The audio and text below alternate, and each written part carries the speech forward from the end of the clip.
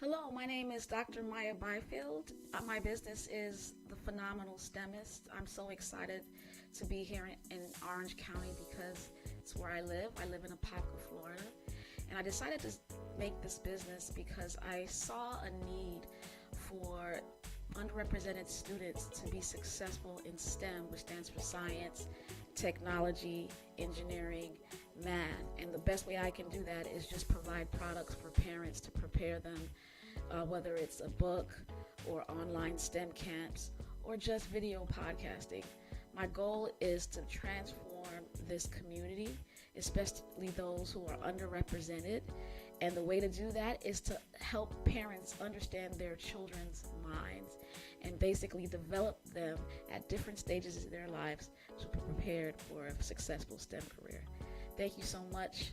That's why I'm here.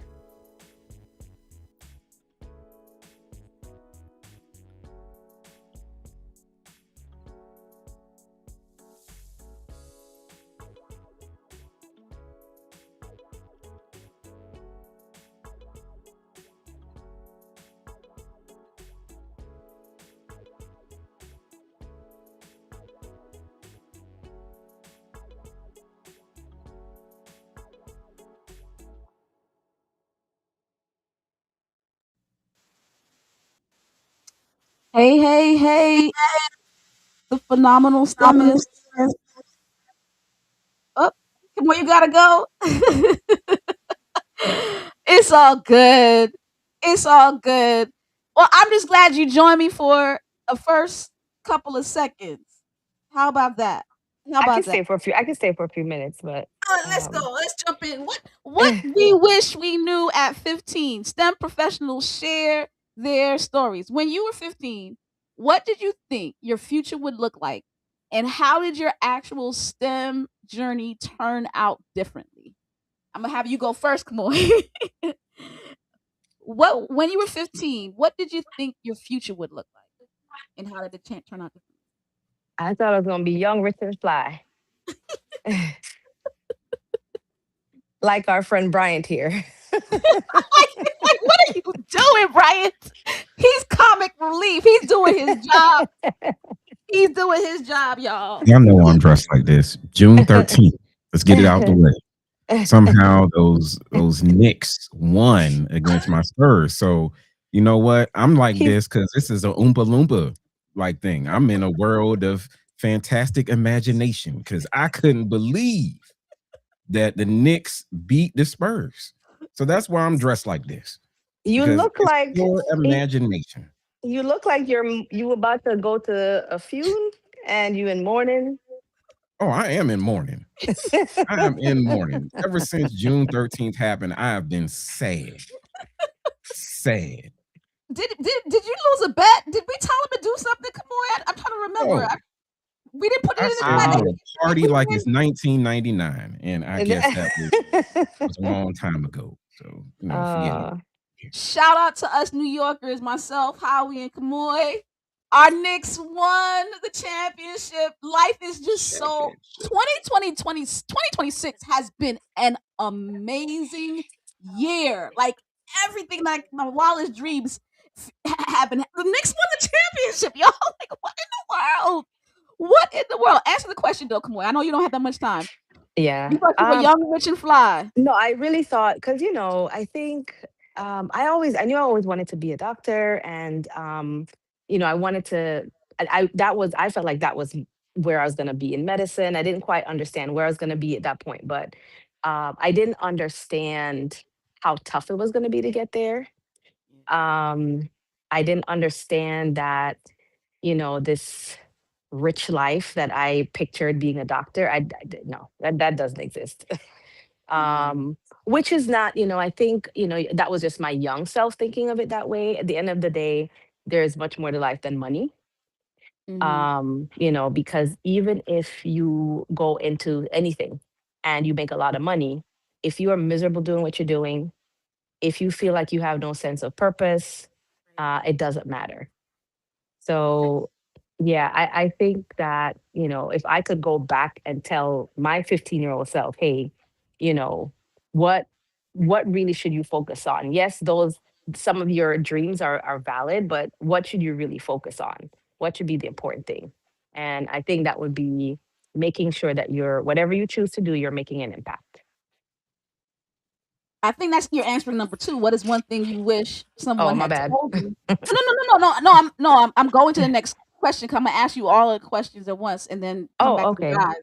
Okay, What okay. is one thing you wish someone had told you as a teenager that would have helped you prepare for your STEM career? Just to remind you, Kamoy is a physician, a OBGYN. Shout out to her. She got shouted out on Orlando. Well, oh my bad. I don't really talk about where people work, but yeah, she was featured. She was featured last week, and I loved it. Anyway, go ahead. um, I think, well, going into specifically medicine, 'cause I can really talk about medicine, Mhm. because that's where my experience is. I wish somebody had told me that it was gonna be different for you because of the way you look. Mm. Coming from a different country as an immigrant to the United States, I just felt like, okay, I'm bright. I have what it takes. I'm ready to go down this pathway. And I did not think that I was going to face certain obstacles because of the way I looked, meaning the color of my skin, people making assumptions about me. And because that happens so many times during your life, you start to internalize it and develop this imposter syndrome, thinking that do I really belong? Do I really qualify?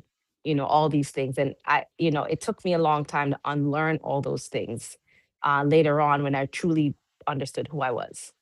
But in the beginning, yeah, I wish somebody had really told me, hey, these are some of the obstacles you're going to face because of the way you look. Powerful, powerful.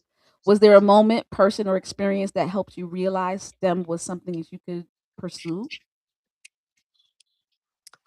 Um, I think it was probably I don't know if there's not one moment or one person. I think it was a combination of the people I was around. Mm. There was never a point where I said, "Oh, I want to be a doctor," and my family or close friends said, "Oh yeah, you shouldn't do that. That's too hard, or that's going to take too long." Everybody was applauding that. Everybody was saying, at least again, the people who were around me. I'm not talking about out there. Out there's a different ball game, but I think my environment um really helped me. Like even I'm in Tennessee with my friends now, celebrating her daughter's sweet 16. These are some of the friends. Like when I said I want to be a doctor, nobody ever said you can't do that or you're not bright enough or you can't make it or you don't have the grades. It was applause along the way. And encouragement that really made me know, yeah, this is not even a question. You can absolutely do this. Yeah, yeah. So it's a peer cohort. That's critical. We're gonna talk about that a little later. Looking back, Yeah. what skills or habits help you succeed in STEM that students and parents may overlook? So not a typical study stuff. What skills or habits help you succeed outside of this typical? Besides being super organized and No, that's good. structured, Yeah, that. you cannot look at you have to have sometimes we like to look in the here and now. You have to look at the big picture. You have to look far in advance, because especially in STEM, it is a long journey. So you have to have an idea of what things will look like for you in the future. For medicine, it's at least a 12-year commitment, right? From college to, to med school to residency. So you have to have that long-term outlook and plan for it. You can't wait until, oh, I need this qualification. Oh, I'm going to try to get it now. That's something that would have had to be outlined and you're working towards it step by step. And that's where I think I wrote this down. One of the points that I said I wanted to bring out. You need mentorships because you don't know what you need to look for. You don't know what the blind spots are. So you need to make sure that you have somebody guiding you and showing you how to get to where you need to go. And not Love just it. one mentor. You need multiple. Multiple. Yeah. Still, Still. still, still. Lastly, if you could speak to a student who is interested in STEM but unsure of their future, what advice would you give them today? I would say shadow somebody. I, you know, and I'm not, I'm pretty sure it's not just medicine, in engineering, for what you do, Maya. Like, if somebody could just come in for a few weeks and see what you do, um, kind of see your day to day and understand how you are making that impact. Is this what I really want to do? You don't want to be on the outskirts, just in the classroom, having this theory, but not really understanding what it is that this person is doing. And because what you don't want to do is to find out later on, oh, yeah, this is Oh, really this not is what I want not. to do.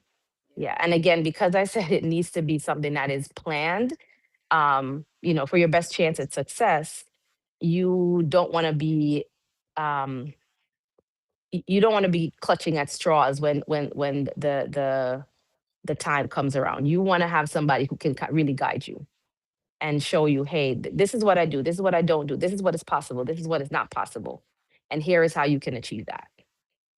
Love it. So just like earlier, you said mentorship is critical. Critical. Mentorship and shadowing is very critical. Well, thank you so much for your time. Even this was a that was a powerful 5 minutes. Powerful 5 minutes. And we're All right, gonna well, really thank you for allowing me. listen. What do you mean? Do I pay you or something? Listen, I appreciate whatever time you're able to give me. I really appreciate it. And we're gonna continue the conversation with me, myself, and these gentlemen here. Thank you, All right, Dr. Roy guys, Harris. enjoy. All right. Bye. I'm stuck with these brothers. I'm stuck with them. I'm stuck with these brothers. Good, good, good men. So we're gonna go back to the beginning. We heard those questions in the context of medicine. Um I love this. I love that you guys are here. I think I think having a male voice is critical in this conversation. So critical for me. And just to give a premise as to why I'm passionate about this conversation is because I'm seeing a lot of teen takeovers right now, and they're starting to criminalize the teen takeovers.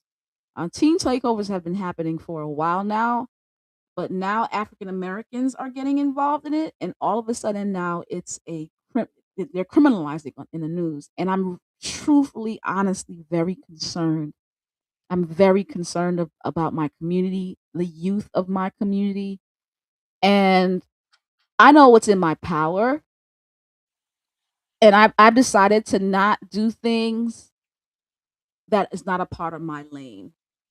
And I'm gonna decide to whatever I can do to empower the situation that I'm concerned about, I'm doing. So the podcast today is dedicated to all teenagers. Um, Teenagers, decisions that we make matter. They matter. You might not think it matters because our brains are not developed well, in that 15 to 18 range. But we're brilliant. Like the brain, and you can see this in my book. Just to remind you, I didn't. I'm not using you, Bryant. I use my own self. But in my book, I talk about the different levels of development for the brain, and in teenage years, they're smart because their neurons are really synapsed. They're connecting with one another. They're talking very well, so they're brilliant. But their frontal lobe is still underdeveloped, and so decisions they make at 15. Shout out to the brother that had Carmelo that has just been convicted for 35 years. He made that decision at 17. The frontal lobe is not developed that well yet. That's why we really shouldn't try teenagers as adults, right? But as African Americans, we get tried as adults. We get criminalized, young people. And so we have to it's unfortunate, but we have to make different decisions than our peers. We do.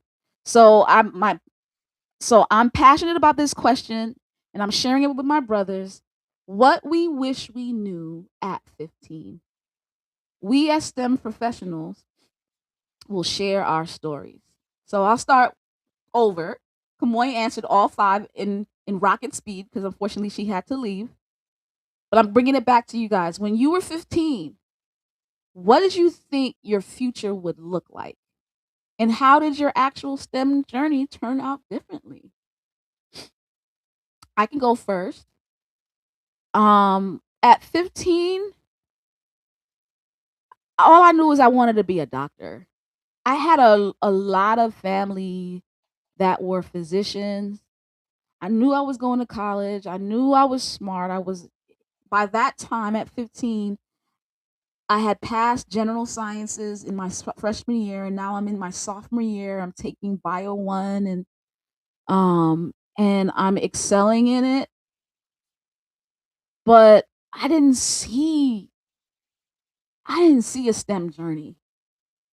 I just saw I'm going to be like one of my family members who are STEM professionals. I didn't see a journey. I had no idea what it really meant to be a doctor. I had a dream though. I did have a some kind of aspiration, and it turned out totally differently. I became a scientist, not a physician. Even when many of my family members tried to push me in that direction, I I recognized in my college years that I didn't have the gift to be into medicine. I had the grades. I had the brains for it, but I didn't want to deal with sickness and health. I love the science behind cancer. I hated cancer that cancer killed my grandmother. But I love the science behind it. And that's when I made the decision I'm going into science. Totally different. And I didn't care about the money because money didn't matter to me as much as making sure I like what I did. But I didn't recognize that until way into my 20s. I didn't know that at 15. And so I wish when I was 15, I could know what I was gifted in for my career versus having to battle through college not knowing. It took me a long time to battle through to decide I won't do medicine. What about you guys? And maybe the battle through was a good thing, but it was it. I look back and like, well, but it was because I made a quick decision my sophomore year. By my junior year, I knew I wasn't going to do medicine. I made a decision, but my junior and senior year, it was such a nerve wracking experience. Of well, if I'm not doing medicine, what will I do with a biology degree? I just didn't know, and I didn't like that feeling of uncomfortability. How about you guys? How you could go first? Excuse me. Yeah, I was very much into science. I was very much um, I loved science, so I was very much into biology. I was very much into those type of things. I nerded out and geeked out on that type of stuff. Whatever was available to me. I wasn't an avid reader, Mm. um, but anything that was on TV. So I stayed on, PBS and Channel 13 and 321 Contact, all this Oh stuff my way god, you back in the remember that? day. All that stuff back in the day that was available in nature shows. And like I said, I was really big on biology. Um, and I did, similar to you, I did have science folk in my family. In particular, my sister was already a microbiologist. Well, she was a med tech, specifically in doing clinical microbiology. And so, and I remember her going through her studies. I remember her going through um, school and everything, and she would bring home the pens from the conferences that she would go to, ASM, American Society for Microbiologists, conferences that she would go to that had the names of the antibiotics on them that I couldn't pronounce and all this type of stuff. Like, so there was some exposure. Exposure is big. Exposure is huge. I knew that. However, I would say, right, so for parents and I met young people probably listening and so forth, I would say that at 15, where we at? Where we at? That sophomore year, about that. Sophomore year in high school. In high school, kind of, right? So there was a lot of conflict at that time, when it came to just, growing up in inner city, New York Knicks, being in the Bronx, being in an environment like that is very similar, actually. I feel like, to just you go to the park and you see these guys who are, who play basketball, see these guys who are really, really good, right? But at the same time, they're doing a lot of stuff that they ought not be doing. Yeah. And it causes, the difficulty, because the struggle is real and there's a lot of distractions out there. And that's for the guys who want to play ball. That's for the guys who want to necessarily, who are Succeed. trying to get into college, trying to, Right. well, guess what? It was the same thing for those who were the science geeks, who were really into science, and they were the nerds, such as myself. But I did both. I was really into sports and I was really into science, right? So I could see the diversity of it. I saw the other side of it too, where I knew guys who were really, and guys and girls who were really, really smart, because we were in a science, honors program. I was all throughout. I was in science honors programs, and so, in particularly in high school at that time too. But I also know folk who got distracted along the way there with their studies and not understanding, how to focus. So I could have gone either. I see myself as having could have gone either way Yeah. myself. But I really, especially about sophomore year, because now we're talking about really focusing on biology. In New York City, it was Regents biology and so forth.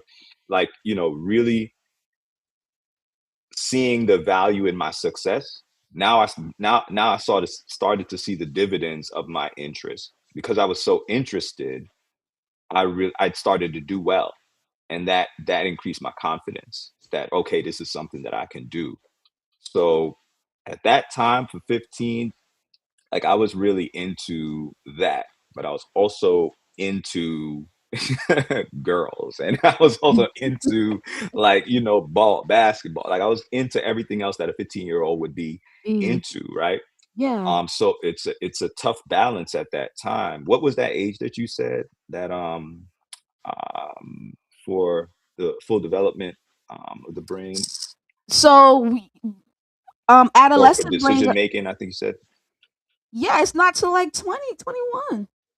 Yeah, Like so adolescent brains don't have a fully developed frontal lobe yet. yeah. So it Yeah. was so But I everything else knew. is clicking good. Everything else is clicking good. So you're making all kinds of good other types of decisions, but the risky ones you're not, because this is not Nah. developed yet. Yeah, so it was tough in that sense to stay on the straight and narrow. I also ran track and field. I was getting into that a whole lot. I personally feel like just doing this, but being a student athlete is very beneficial. I feel, um, because it just gives you something to pour your all that other energy, all that other, um, yeah, all that other strength and energy into something. Pour that energy into something beneficial that also provides some structure. And so, as Kamar was mentioning, the structure is needed at that time, but because there's so many distractions, if you can find a way to find structure with all the things that are of interest, if you can find a structure and be able to identify, to begin to learn how to prioritize what's actually important. So if Important. you're a student, so now you're learning how to be a student athlete. Okay, so to be a student athlete, you could do this sport, but you got to keep your grades up, right? And just these structures, these Yeah. organizations. But I think the thing that I didn't know at the time was just, uh, process. I didn't know what the process was. And that's like what Kamoy mentioned, where you needed these different people in your midst to identify for you, okay, what do you need to do when you need to do it. I really appreciate. I mean, I kind of had that for school in high school, but it was really a lot more structured when you got to college. because I knew that I was going to do microbiology when I went going into college. And so you had the curriculum. Boom, it was right there. 4 years, this is what you need to do. And also you needed to have an internship by this time. You need to do this by that time. From my mind, how my mind works, I really love that. I love the structure of that. I love to see the process because I didn't know what the future was. So when you put it out on paper for me, and then I'm seeing, okay, at this stage you're gonna be at this, at this stage you need to do this, and then at this stage you need to do this. I'm like, oh, okay. So by this time I should be right around here. That was very beneficial to me. And Speaking of then I'm which, like, okay, yeah, sure, go ahead. speaking of which, like there's not a lot of models. And so I recognize that's a problem for especially for African Americans. I went to my uncle's school graduation. So I knew he had to go to college. I knew he had to go to medicals to become a physician. I knew the process. A lot of African Americans have that access. That's why I created this app. Brian, you like I used Howard this time. So I use myself and then I use Howard this time, segueing. So here, this 10-Year Me app is really it. I have it laid out and all kinds of STEM careers you could think of. 10-Year Me. I want you to see yourself in 10 years. I want you to be able to dream. So, parents, if you have kids, teenagers, have them check out this app and see what they can be in 10 years. Go ahead, Howard, you were saying. Yeah, if you once you could see what right, that's what the old adage, if you could see it, you could believe it. You could be it. Right. Yeah. So it Mm. was something that and like you, I did not I knew I kind of knew early on. I had a real interest into going into medicine. Um but earlier on I started to realize that I just had this real love for like just for science, for the science of it. Um and that's excuse me, that's the area of focus that I ended up in. I ended up in laboratory science. Going into college, I realized um, that there were other options. So that's where model comes in as well. That there's other options. I think many of us believe that we just want success. So we're like, okay, doctor, and we don't realize that there's other avenues towards success that, like you mentioned, more align with your skills, talents, and abilities. I don't mind labeling plates, labeling 500 plates. You know what I mean? Sitting there, we're talking about petri dishes that you grow organisms up, and I didn't Yeah. mind doing that. Like, while others would be like, oh my gosh, I would never, oh my gosh, I don't want to sit there doing that. While others would be like, I don't like the sight of blood, but still be a scientist nonetheless. There's a lot of options out there. So Yeah. I think that was a huge part for me to see the various options. And then in the programs that I were in, you had alumni that would come back and they would talk about Mhm. their various Modeling, mentorship. fields that they're in. So that was huge for me as well. Um, yeah, and I think even when I was in one of the things I love to see when I was in laboratory science in the federal government, we would host schools that would come through, local schools that would come through, college and college students and lower school students, high school students, and so forth, even elementary school, to have them come and see what it is that we do. Just have a walkthrough. So if you're a teacher and you're in the sciences, those are one of the best types of field trips and so forth that you can give students, especially underrepresented students, so that they can see someone like myself Yeah. doing this type of work. And then again, if they can see it, if you believe it, you can see it. If you see it, you can believe it. So those Love are it. huge. Yeah, don't forget to subscribe to this YouTube channel right here because I have a plethora of examples of STEM professionals. I have a podcast, a playlist called STEM Her Story. Right, that's all female STEM professionals. Of me interviewing them. I have a podcast of man, I can't remember the name of the guy's one. Let me go look it up. But I'll come back and say I love you guys. I love you guys. I love the YouTube playlist name for the guys. I just don't remember it right now. While I'm looking for it, Brian, tell me your story. Like when you were 15, what did you think your future would look like? Honestly, I didn't know. I was not a big STEM person, STEM fan. I did okay in science. I just had to be better than everyone else in my class. So I guess they must have been low. Um, but honestly, I would tell my 15-year me, just look out for November 4th, 2008. November 4th, 2008 is when Barack Obama officially was declared the winner for the presidency. And I say that because up until that point, we were told you could do anything, you Yeah. could be Yeah. anything. And it was always anything except Yeah. the president.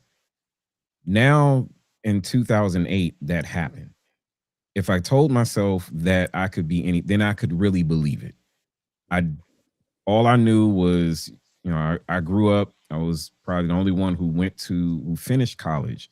My parents had maybe flirted around with going, taking some community college level courses, but most people in my family had not experienced college.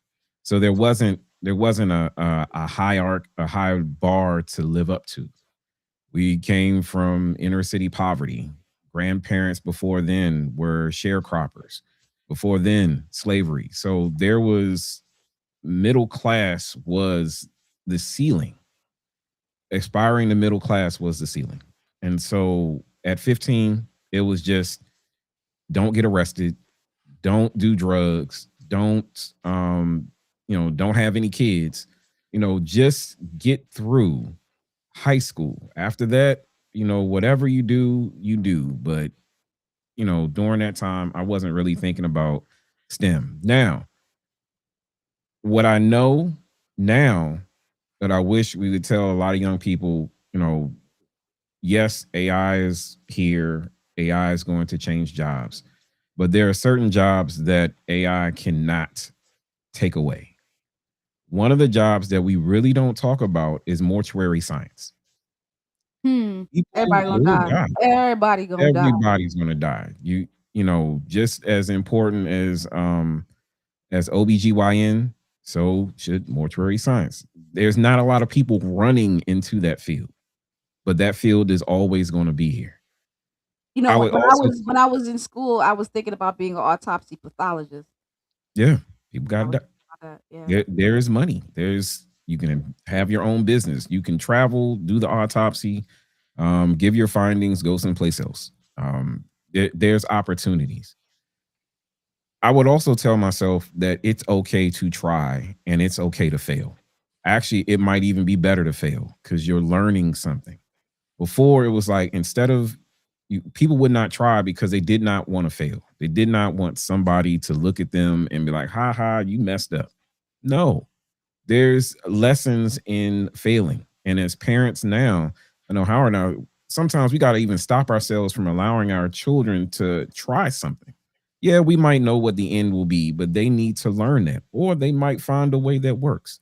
My son and I were talking about, we went past a solar farm and we were talking about solar farms. And he was like, well, when the moon is shining, maybe we can try to find a way to not have moon farms, because we know that with the sun, solar rays is what powers solar panels, but the moon is a solid body of mass that has a gravitational pull. Why not think about a way to try to harness gravity? And he said that, and I was like, no. And he's about to be 11. I didn't want to say nah, you couldn't do that. No, allow yourself to try. just just think of anything, put it out there. It's okay, because your high school years are important, college years are a little bit better. You can also start this later on in life. Everyone doesn't have to follow the same path. That's what I would tell my 15-year-old self. It's okay if you don't go the prescriptive way that everyone else goes. It's your path, you're walking it. Get to the end however you can get to the end, but don't truly believe anything is possible, because again, November 4th, 2008, I saw older people in tears because what was told, what was never thought to be possible, actually happened. Yeah. Tears. Yeah. Tears. And that's so powerful. Anything is possible. Nothing is to your limit. Now more than ever. And that's why I believe there's a political machine trying to discredit him like crazy, like never before. You saw that the image that Nebuchadnezzar, I call him Nebuchadnezzar, put out with him at 20 versus him at 18 when he's smoking a joint. Like literally, they're trying to discredit that because they don't want our kids to dream. But I'm telling you, dream, dream of yourself in 10 years. Don't waste your time and your life away now. You can be great. You are great. And you have a great future in front of you. Start dreaming. All right, what is one thing you wish someone had told you as a teenager that would have helped you prepare for your STEM career? What do you wish people would have told you? I wish they would have told me, mm, see, I don't Let me I, go. I don't want him I don't want him to discourage me. How you No, want to say no, it's Bryant. No, no, The other. no. I'm sorry. Go ahead, Brian. What are you saying? No, I wanted to say I just wish someone would have told me that talent only gets you but so far. Mm. No, because I was talented. I was a very smart kid at school. But in that talent, I developed bad habits because I was like, oh, I got this. This is easy. This everything just comes naturally. I didn't have to work for it. And so when the challenge came and I relied on my talent alone and it didn't work out, that's when I started doubting myself and I couldn't recover because I was just like, what am I going to do? I don't know anything because all I know is talent.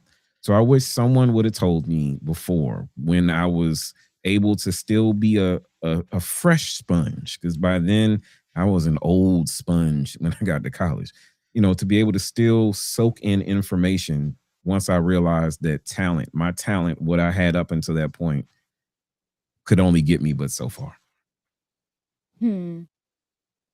I'm battling with this question because if what they had told me would have scared me, I don't know if I want them to know, but maybe it would have prepared me. I don't know, but I'll just say what I feel. I wish they would have told me that longevity it it, it gets it gets hard after not hard, but not really hard, but like doing some once you have the career, doing something day after day after day gets a little stagnant. Like when you're in high school, you're in school. When you're in college, you're in school. When you're in grad school, you're in school. You're just turning. But I've been doing my job for 18 years, almost 19. Like, and I'm like, I'm looking like I got another 15 years. I got another 15 years. And I love my job, but it's like, man, this the STEM career just goes on for your whole life. A lot of people, especially STEM professionals, man, we do this thing deep, deep. As a STEM, I got STEM professors that are in their 70s still doing it. And I'm like, yo, that's a long time from now. And it's just, I'm in the mid age of, wow, what's going on? And I don't know if I wouldn't tell a 15-year-old that, but that's one thing I wish I knew that and I think it's important actually because kids, we live for the day, we live for the moment, and not necessarily let life extends. And if you make certain decisions, the decisions that I made have been very beneficial for my life to extend. I can work another 15, 20, 30 years because of the decisions that I made when I was 15 and make great money and not really work. I like my job is easy. While there's some people who made poor decisions at 15 and have to do that same amount of work, but it's not as easy as mine. So so yeah, I would want to know that, yo, when you're young, you're older. You're way more. You live a longer time in your older ages than you do in your youth. You only live 20, 18 years in your youth. You live 60 years, 70 years in your adulthood. So make the decisions properly so that you don't impact the major time of your life, which is your adulthood. Yeah, and I feel like it's a lot of pressure, but I feel like they gotta know. So when does a kid allowed to be a kid though? If we're telling them, you got to make these, at 15, you got to make these decisions, which I want to make sure we're telling people these are life altering, but not life dependent decisions. Like you got it, but we're saying it's important, but we also got to still allow them. If we are saying, after 18, you got about 60 years of adulthood and your job ain't going to be fun, but it's going to pay for your fun activities. We're we're almost selling sadness. So I when do know we that's what allow I'm them saying. to That's the still balance. I So that's agree. why. That's the So balance, that's but they why. gotta know too. Like, go ahead, Howie. So that's why I don't think. Um, so there's different versions of that counsel that we've gotten from folk, right? And what you're talking about, Maya, has to do with this high level of wisdom that a lot of times really only comes with the older folk. Yeah. So if you're saying, what you're going to hear, where are you going to hear what you need to hear at 15, but then where are you going to hear it from, right? Because there are some folk who, when we were 15, the people around us, not even the teachers knew this thing that you're talking about. They were in the middle of it. You know what I mean? So it's like, so if you even tell it, so there's different versions of what we used to hear is, man, live your best life because it goes very fast. That's a version of that. Like we would hear, you know what I mean? Make sure you make wise decisions because it's gonna affect you in the long run. It's like, but truth be told, right? We have no concept of that at 15. Like you have no concept of how that's going to apply. So that's why I say I don't believe that that's actually what's needed to be told to them. What I needed, what I'm realizing right now, like I said, was process. I needed to learn. I needed a concept. I needed an approach to life. I needed like, okay, this is when you have a desire to do something, this is how you approach it. And this is the way in which you approach something that you want to achieve. And you can take that and attach it to anything in life. You know what I mean? And so you're going to need perseverance. You're going to need if you want to do something, okay, I know for me right now, my paradigm that I have is focus, diligence, and consistency. Like that's what I have right now that I'm working on, that I'm developing. And it's like you have to prioritize what it is you need to focus on. Then you need to be diligent at it. You need to learn to pour into something and be diligent at it. That takes into account focus. You already dealt with focus because it's all about, okay, don't get distracted, right? But then when you're remaining diligent, now distractions come up and so forth, setbacks come up and so forth. But you got to be diligent. What's your why, right? Why are you doing this? Why do you want to do this? Now you got to be consistent. Just do it again, do it again, do it again, do it again, do it again. Like I instill that sort of paradigm for my kids too, where it's like my boys doing soccer. Like, no, okay, what do you need to get better at? What do you need to get better at? You need ball control. Okay, we're gonna hit this. Okay, well, let's focus on that. Okay, now okay, so this means we're gonna hit that, we're gonna hit that ball against that wall. We're not even doing no special stuff. We don't need no cones and nothing. No, we doing it like back in the day. All you got is a ball and a wall and a ball and the floor, whatever. We kicking that ball against the wall. How many times I gotta do this, Dad? Yeah, consistency. Yeah, consistency. We're gonna keep doing it, and once you have things that way, then whatever it comes up, he knows how. They already know how that feels because they've done it over and over and over and over again. And you put that thing into anything. So I really believe that it's concepts and frameworks that you have to, that's a gift, it's a tool that you give that we adopt for ourselves, etc. It can be for anyone, where you adopt that thing and you apply it to anything that you want. Go ahead, Brian. Go ahead. Right, come in, Itching. tag team. Itching to get in. Okay, so what Howard is giving us is the how. See, we grew up getting the what and the why, Even and we didn't get the how.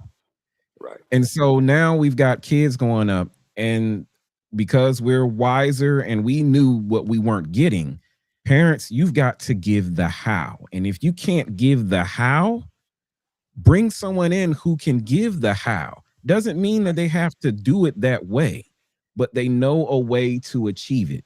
And so I like how, because I was like, oh, he's talking about the how. We were only given the why.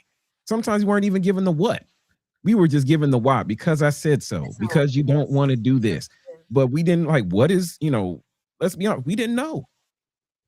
We didn't know. And this is so critical. And we don't know anybody that knows. Or a lot of the times, people in our community don't take the time to give back like that.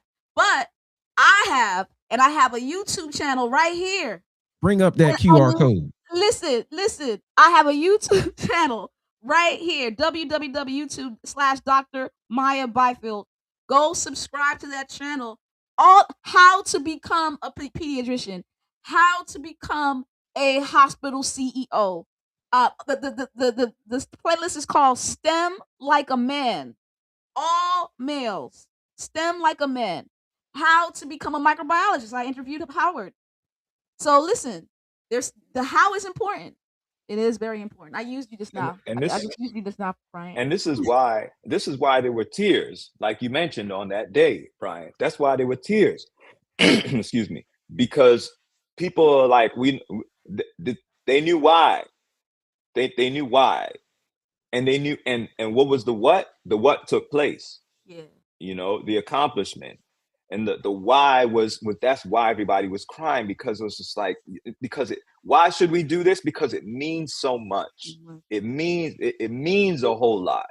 It means that we can overcome. It means it. So young man, young woman, you need to do this because it means so much, because it means so much more than when your lighter skinned counterpart does it. It means a lot more when we do it. It just means a whole lot more. So that's the why. But then that's the pressure comes, like you mentioned, Maya, where it's like, what's the how? And that's another reason why we're crying, because it's like, oh my gosh, somebody figured out how. Like somebody figured out how, like, oh my gosh, we've been wondering how to do this for so long. We knew what to do, and we've been wondering, trying to figure out, and we know why we should do it. But boy, somebody figured it out. Somebody won the championship. Now understand. We don't need to talk about championship. Let's go back to the presidency, because I want to say this. After November 8th happened, November 9th, instantly people wondered how it was going to be taken away. We were scared for a couple of months until January 20th, 2009. So yes, the what, the why, the how. We're in this position now. We're giving you the how. And do you think President Obama told us how? Because we really don't know how he did it that well. I was watching him. He aligned himself with a strong Black woman. She said she raised him, his upbringing. You think about single parenthood. How many kids were single parents? Mm-hmm. Mixed parents. Mm-hmm. Different, losing your mom at a certain age, mm-hmm. being raised by grandparents. Mm-hmm. All the different things that have normally made it a struggle for people. He still stayed the course. He still lived life. We're not saying that he didn't live life, but he was very intentional, and there were people in his corner making sure that he was being steered, or at least in the right parameters. Then he went and he worked. he learned from people like Reverend Jesse Jackson and how he Right. ran his. You He know, learned from other hold on one people. second. Hold on one second. Did you watch All the Smoke? He did an interview with All Not the all of Smoke, it. Yeah. Hmm. and he said he didn't learn that much from the main predecessors because remember he came out of the blue. He Hmm. actually learned more from um dead people like W.E.B. Du Bois, reading Martin Luther King's memoirs. There were a couple of people that he said took him under his wing when he was a senator, but a lot of people were like, nah, because he undercut Hillary, and And all of and that's why. us were on her side for a minute. But to your point though, he learned from somebody, and what I can say is he went to community college first, went to Occidental, then he went to Columbia, then he went to Harvard. This is process, Howard.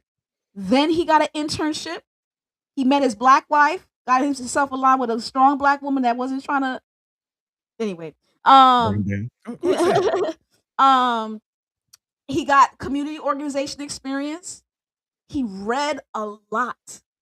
He read a lot. He read a lot from people before us. I'm reading W.E.B. Du Bois's book right now. Powerful. These are some things that Barack Obama did to become president. He aligned himself with a organized group of people. Many of them do not look like us because some of us have an issue with organization.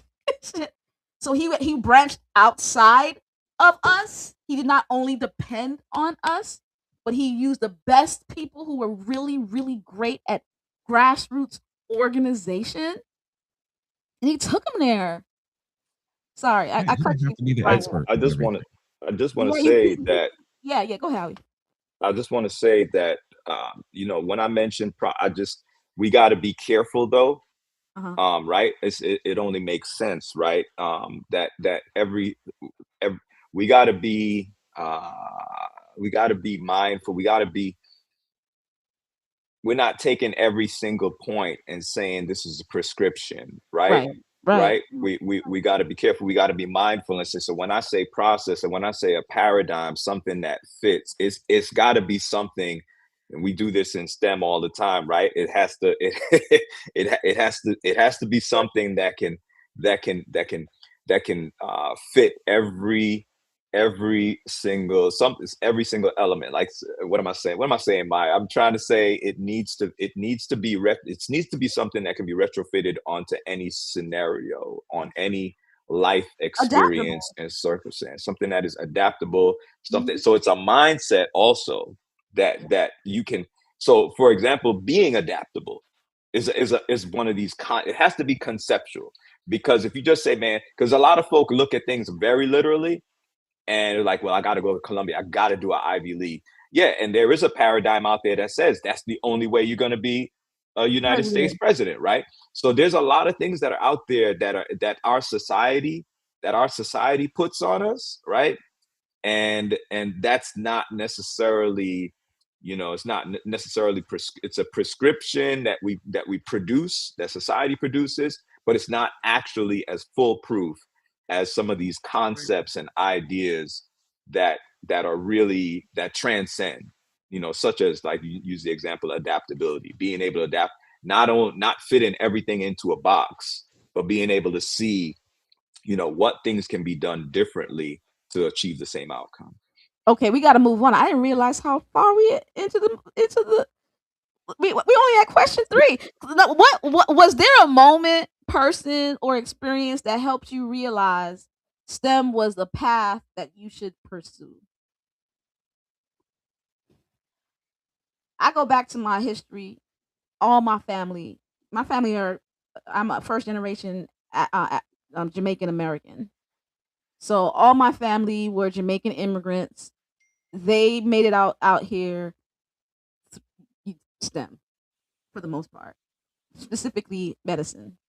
And so I had a lot of role models that were biology majors in college. In terms of making a decision in terms of my STEM career, I would say my teacher, Vivian English, because she was my biology and anatomy and physiology teacher. Sh She gave me so much structure. She wasn't the like, people like looking for nice teachers. Miss English wasn't nice. She was strict. She had standards and she had structure. And I learned so well under that. And I appreciate her to this day. I think she was critical in my structure that led to me becoming a scientist. What about you guys?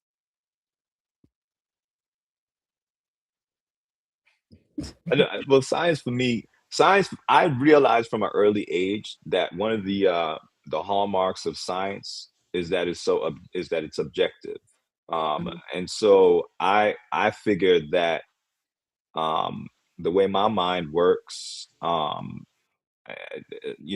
was good with something that's either right or wrong. And right or wrong means correct or incorrect. You know what I mean?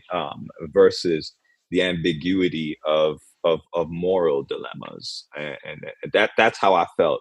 I'm like, if I can figure this thing out.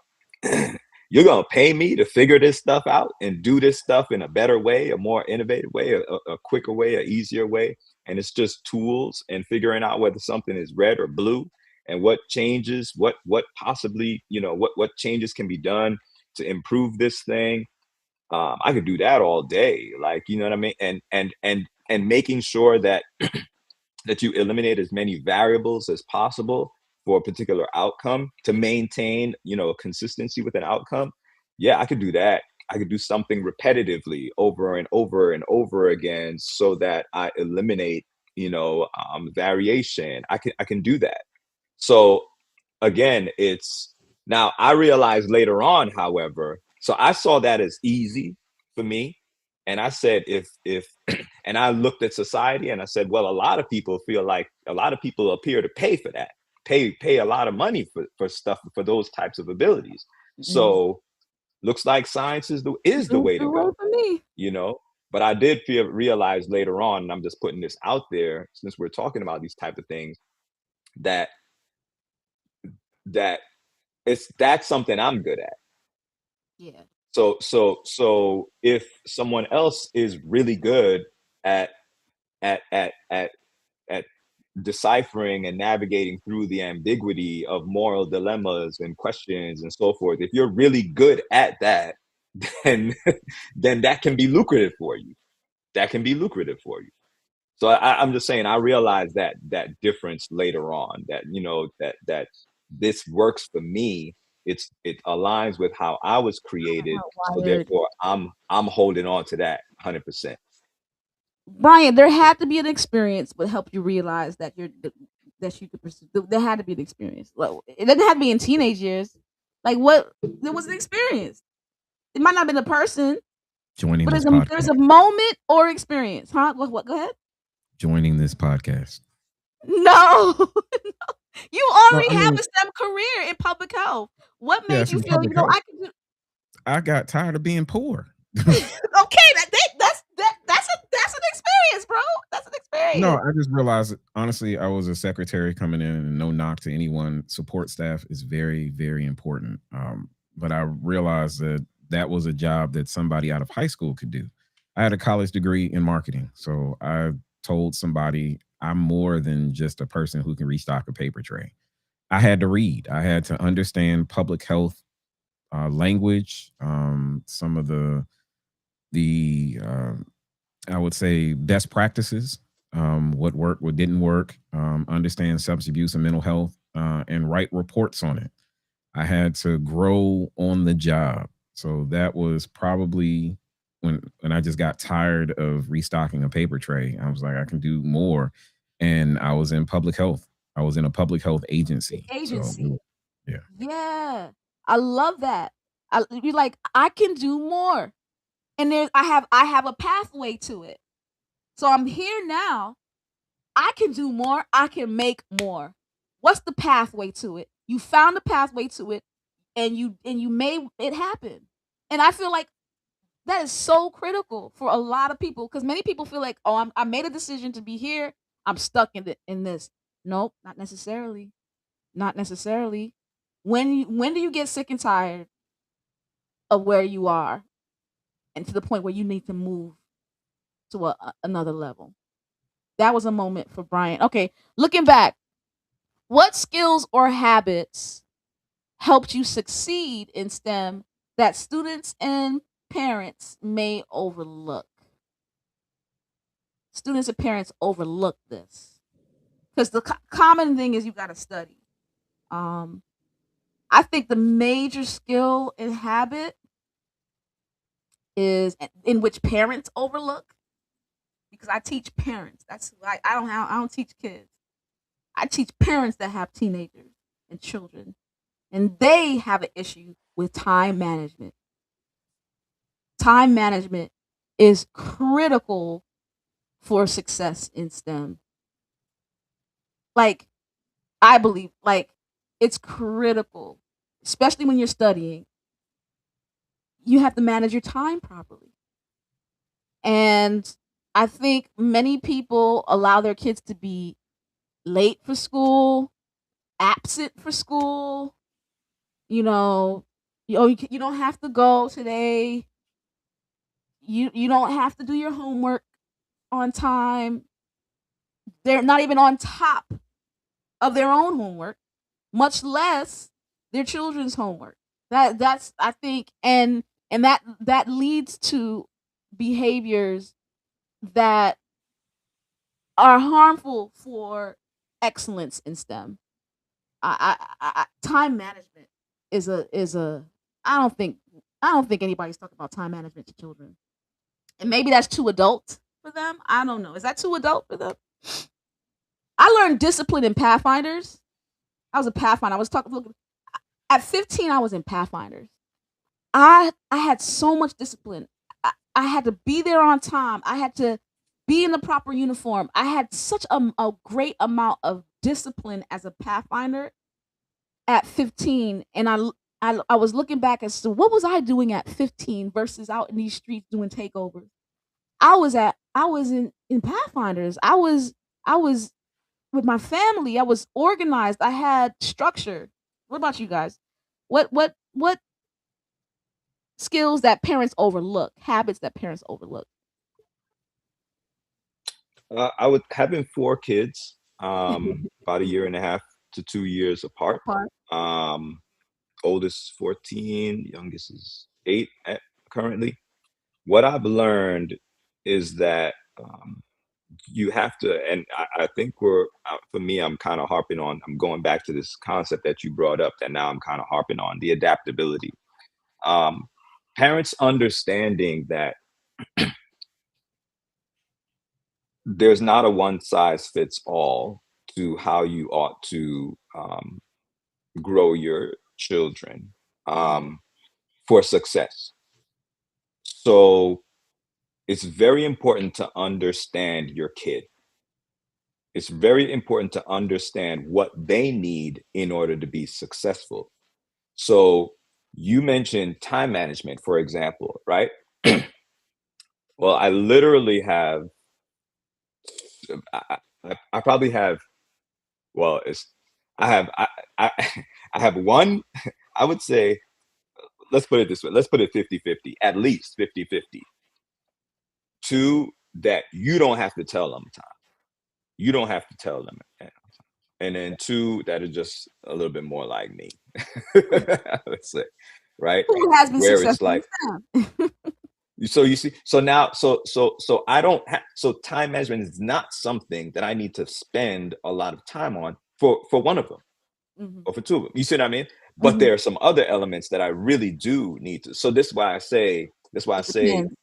it really does depend. Retrofit, like you said. Retrofit, make sure that you, so the idea is to figure out what, so the idea is to figure out what they need help in, figure out what their weak spots are, what their, and help them to develop and strengthen their areas they're weak in, and maintain the areas that they're already strong in. Speaking of which, this is a powerful segue into I don't into my app here. My app doesn't only talk about a 10-year plan based on multiple ideas and pathways. One of the biggest premises is to find out where your student is. I call it the BSSI, Bifield STEM Success Index. See where they are. And I also have STEM gifts, which Howard Webley's sons were critical in me helping build, right? What are your kids gifted in? What are their strengths? Do you know them? Do you know you can know them? You don't have to wait till they're older to find out what they are strong in. So check out this app, have them do the survey, and then you can get to know a little bit about your kid and what they're strong in and how to center them based on that. So what Howard says is so critical. It's not a one size fits all. Bryant, what do you think? Community. We all grew up where it wasn't just our parents. You had either people at church that was pouring into us, um, aunts and uncles. There was a community effort into pouring into us so that we could get to where we are now. I've seen where parents have lost the sense of community because they feel like they're the end all be all, that they are the only ones qualified to pour into their child. Because we've narrowed our focus to just it being us, we're limiting the scope that our children can receive. We're limiting the resources. We are hampering them because we only have but a certain set of skills, a certain set of reach. And when there was community, most people thought about, okay, well, if you, the deacon could spank you, the deaconess could spank you, the lady down the street, everyone, they just looked at it as just discipline only. But no, when I didn't want to listen to my parents, lady down the street, because of the relationship, the trust that I have, I could listen and maybe it would calm me down so I could hear my parents. Or somebody at the church. You mentioned Pathfinders. I started at Adventurers. I started early on. Mm. Now, some of those same things aren't as strong because of the people that are leading them. And it's no knock to them. It's just, we have to really think our kids are in a different position than we were at their age. We didn't have technology. We used to have to get up one TV in the house. The parents controlled what we watched. Now each room might have a television. We didn't have to grow up with the internet. We learned what the internet was originally when it was dial-up and it was a bunch of chat rooms and it was more of social interaction, and then it became a thing of information. Now these kids, they grow up with a remote in their hand, tablets and computers ready at the access as early as kindergarten or even before. We've got to tune our minds to stop thinking, well, I've been there, done that. No, we haven't. We might need to lean into technology a little bit more than we have. But as we're trying to restrict it, because, yeah, we know it's affecting their minds, but maybe we have more apps, some interactive stuff, instead of just restrict, restrict, restrict. So we've got to be open to different ways of influencing and working with, and that comes with having a community, not just one thing, but kind of a collective thought, and then pick which one is best based on knowing who your child is and what they should receive. Love it, love it. Shout out to the LinkedIn user. I don't know, all of a sudden I can't get people's names through LinkedIn, but whoever's watching, They're probably loving Spurs fans. loving your they're losers, right? They don't get their way. No, we have some Man, great I comments hear in there. somebody from LinkedIn. Time management is also far more difficult if a young student and their caregivers is experiencing poverty, because most tasks become more difficult and take more time, i.e., the effect of food deserts on a child's schedule. And so that is such a important concept, and that's a true statement, but it's still seen in the effect of the grades. And that is why many people who are in poverty, experiencing poverty, have struggles being successful in STEM. It's like Yeah. it's a good reason, but we have to fight against that reason. I tell my students all the time, and I'm not trying to be crass, but I really want them to understand, like, no excuses, not even the good ones. I know that's hard to hear, but it's the good ones still stop you from taking the test or excelling on the test. It's a good reason.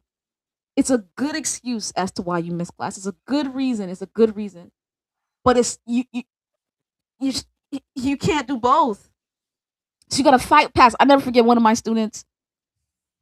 Well, I'm not gonna say what happened to my student. One day we're gonna have to talk about why this generation is so afraid of failing, because I'm seeing a large lack of trying. Yes, bro. You know, sometimes, you know me, I tend to look at both sides, right? Sometimes I roll. Sometimes, and I'm saying this because I feel like I've heard this at some points along the way, that they're afraid of trying because of what they're seeing, the outcomes that they're seeing around them. And sometimes it's the parents themselves that they're looking at. Sometimes it's the people around them that they're looking at, and they're saying that, because it works the same way, right? If you see successful people around you, then that makes you want to, or if you see people succeed in a certain area around you in your midst modeling, then that makes you feel like you could do it. Well, it probably does work the same way as well, in the opposite direction, where it's like, if you see people not achieving what they're trying to achieve, and you see them working and working and working at it, or at least saying they're working on it, working at it, but not achieving it, it's just like, It's like, I don't want to do I that. don't think this is for me. Man, Yeah. I don't think that's for me. And I talk about that I experienced that when I was in college, where it was amongst my buddies and so forth. And, and some of us, it appeared that we weren't achieving, we weren't doing very well in our intro bio, for college and so forth. Is we were the curve was hard. The curve was present, boy. And some of our buddies who were in different fields were like, "You sure that's the field for you, man? You sure Yeah, you especially, sure yeah. microbiology is for you, bro? Like, Mhm. I don't see you as a microbiology dude." I'm like, you're not in my, you don't, how many microbiologists do you know who look like me, bro? You know what I Yeah. mean? So That's coming from your own already peers, right? That's coming from your own peer from group. my own folk, you see? So I feel like sometimes that's the effect. And the response to that, how do we, what do we do for that? I'm not exactly sure. Maybe it's about shifting the focus as to what they're focusing on. What are they looking at? Who are they looking at? Where they're getting, where they're getting their discouragement from. Well, we Yeah. know, like in your example, we know that we grew up, we called them haters, and we Right. realized that Still haters call them were looking at their own limitations and projecting it on you. Yeah, There's and it would be my last comment on this. I watched the latest He-Man movie, Masters of the Universe. And there was a scene where Man at Arms, and it was a young Tila, and she was like, "Dad, I'm scared." And he was like, "Scared? You didn't learn that from me." Mm. And we've got to, as parents and as people in the community, we've got to let people know that scared isn't something you're learning from us, from your community. Let that be from someone else, and we can help you overcome that. But we yeah. gotta We stop. got- We gotta stop putting our own fears on our children. Okay. That's it. I'm That's good. it. That's powerful. We gotta. Yeah, I say this to fathers all the time because fathers. I say this in my presentations all the time. I never heard a father tell their son, "I suck at basketball," and they suck at basketball. There are a lot of brothers out there suck at basketball. But you would never hear them tell their son that. Would you, brothers? Is that true? You I hear brothers mean, say, "I suck at basketball." not on the court. Not while you on the I've never court, had right? that So experience. if you do say it, you just don't go on the court. Like, nah, bro, I ain't going out there. I suck at basketball. I got nothing That's to not my prove. sport. Oh, That's not my sport. You see okay. what I So mean? You see what I I mean? took That's not my sport. But But if you out there on the court, I would never say that I'm when talking we about out the here on fathers this who court. are on the court playing with their sons, Right, teaching right. their sons. They play, but they're not good. They never tell their sons, I'm not good. But that Okay, same man will tell their son, I'm not good at math. Math is got you, not for me. got Math you. is not Yeah. my thing.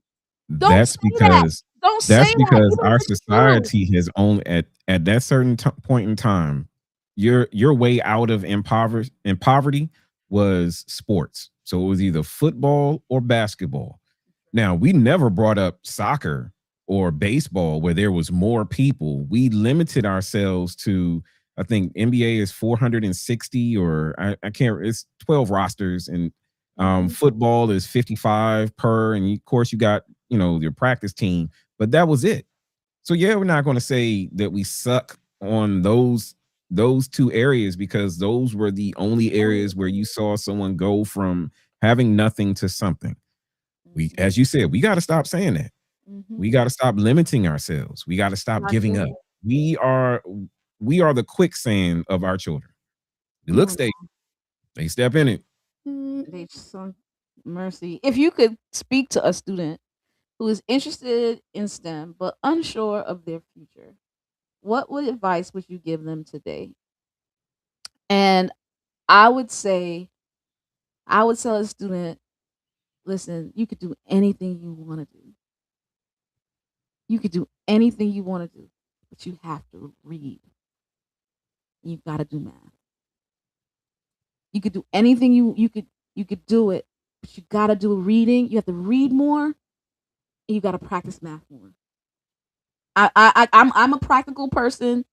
I'm more of a black and white person than Howie, but I feel like, start early reading, and even if it's just a page a day, I read a page a day. Like I'm reading, or I make a plan. This is just me. I got WEB. I got 3 books that I'm planning to read for the summer. I divided. I got 3 months to read 3 books. They're not that thick books. Maybe the John Maxwell books are thick, but I have some time. I'm on summer break, kind of. I'm working, but I have Fridays off and things like that. I work very slower hours. So I'm gonna do W.E.B. Du Bois book in 6 weeks. It's only this amount of pages. I'm gonna read 5 pages a day. 5 pages a day. It's transforming my mind. If you don't like to read, start with 1 page a day. If you don't like to do math, start with one Khan Academy problem set a week. Like, but you, but it's important, especially for engineers. You gotta do math. You gotta do math. There's no getting. That's black and white to me. There's no getting around doing engineering if you're not taking math classes to the highest level in college. And if you can't start practicing math now, it's always seen. Brothers want to be engineers in the future. They get to their first college math class and they change their major because they can't get past the math. So start practicing math and start reading. That's what I would. It's a little practical for me, but So that's what I would. So you see what I love, what I really love, what I hone in on, for me, how my mind works. What I hone in on and what you said there is the part where you gave me a process, where you said, because of that dispels the fear. Yeah. That is like, it's like, oh man, I don't like reading. Like it's like, what you're saying is that no, but you need to be able to read. And like, and the first thing for a lot of people, the first thing that comes to their minds, like they're It's seeing the a book. whole thing. They're seeing a Yeah. book. Like you Yeah. gotta read. I gotta Yeah. read what. And yeah, but Yeah. you said no. It's make it manageable. Make it manageable. How about you do a page or two at a time? How about you just do it? And something that sounds way easier, like do a page and just see how that feels to you. See how that sounds. All of a sudden, the fear just Comes down. dispels away because there's so much. And these are the type of things that it's more so about, like, you could grind at somebody to, no, you need to do this, you need to do this, it's so imperative that you do this. And it's like that becomes like, it's like you're overwhelming me Right. here. I like, just how about you just tell me, can you just I understand it's important, to you. It's obviously more important to you than it is to me right now at 15, right? So just like, okay, I get it, bro. You don't understand how important this is right now. You may not, right? You may not get it. But if you can develop the habit of reading just by getting like a page a day, now all of a sudden you've just made something manageable and bite-sized to someone who would normally, would be getting you'd be getting you know pushback from. Love it. So, what would you guys say to a STEM student interested, but they're unsure? Howard said it. He would give process. That's what What I'm Who's assuming. unsure? Like when Yeah, you say unsure. unsure, i- i- mhm, Interested in STEM, but unsure of their future. What advice? ah, What advice? yes, research it, man. That's one of the things we do have chat and so forth Oh for. We yeah. have so many different resources now to research something out. And but obviously, reading is one thing, but then have the conversations. Ask someone that. Tell your if you're a student, tell your parents, this is something I'm really interested in. What do you think about it? Like, do you know anybody who does this? Do you know anybody who's an acupuncturist, mom? Like, do you know anybody who does mortuary science? And they may say no, no, and I definitely don't love math at all. But you know, let me do some legwork for you. Let me see, because at the end of the day, a parent still loves their child. So if you have that communication, use it. And if not, if it's communication not so much there, then go to the educators, go to your educators. And if you got an educator, because sometimes we had that too, where educator was a hater, even though they were an educator, they still felt like a hater. Yeah. Some That go to the educator ones who you supportive. feel, who you do have a connection with, and who do have your best interest at heart. Inquire and try things out. This is the best time to try things out, to learn and try. Yeah. LinkedIn user, who are you? I would like tell me your name. Unfortunately it's coming up as LinkedIn user versus your name. This is their advice. See if there are any emotional blockages to approaching STEM. Slowly acknowledge these blockages. And as the speaker is noting, start with doing it, even if it's just one little step a day, a week. Yeah, yeah, yeah. I'll give you the final word, Brian. I mean, just try. I mean, the worst thing that can happen is that you find out that you don't like it this way. You try another way. The Mhm. worst that can happen is you might like it. I mean, the future, no one knows their future. Every step that you take brings you one step closer to that future. It can be a step to the side, it can be a step forward, it can even be a step back. As long as you're constantly moving, constantly just trying, you're going to be a success. Change your mind on what success is, not someone Mhm. else's success. Right. Your success is different than the rest of our success. We're Your still success is living reading in one our, page a day. yeah, Yeah, go ahead, and Brian. that's okay. One page, one paragraph, one sentence. Mhm. You determine what success is for you. Yeah. We're just giving you our experience of success. And some of us are either constantly living in success, or we realize that, oh, I thought this was success. I see there's another step forward and I'm going to move towards that. It's ever evolving. Yeah. Your future is ever evolving. Don't limit yourself by only looking at how far you can look at, which is today. All right. Shout out to Daniel Rossman, MD, data scientist. All right. I am the phenomenal STEMist. And so are they. Good night, everybody. Have a great, great, great, great weekend. Thank you, gentlemen. Awesome as usual. Just hold on and wait for the camera.